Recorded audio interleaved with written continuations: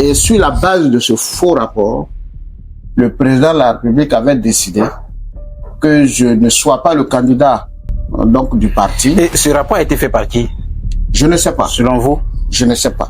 Mais vous ne soupçonnez pas des personnes, des personnalités, des individus qui se rencontrent... Tant que je n'ai pas la preuve de quelque chose, je ne le dis pas. Mais ce qui est évident, oui, c'est qu'un rapport a été déposé sur la table de la direction du parti qui disait que je suis vomi par les populations avec une pétition à l'appui signée par justement des gens qui tous ont avoué n'avoir jamais signé le document.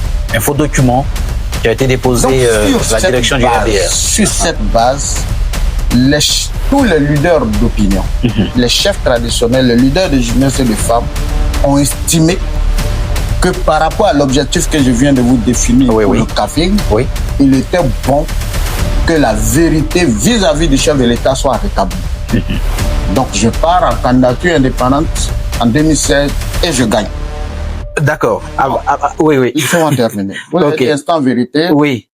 Il faut dire toutes les vérités. Les choses soient claires, mais quand vous mettez une question dans une question, ceux qui nous écoutent ne vont pas écouter. D'accord.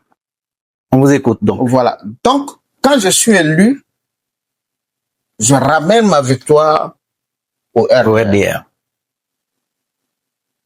Mais la raison, je sais qu'on en reviendra tout à l'heure, qui va expliquer mon retrait de la liste des candidatures en 2016 va s'amplifier et va conduire à un assassinat à mon domicile à Kourougou. Oula. À partir de ce moment, c'était en 2018, à partir de ce moment, moi je suis un combattant. Je prends mes responsabilités.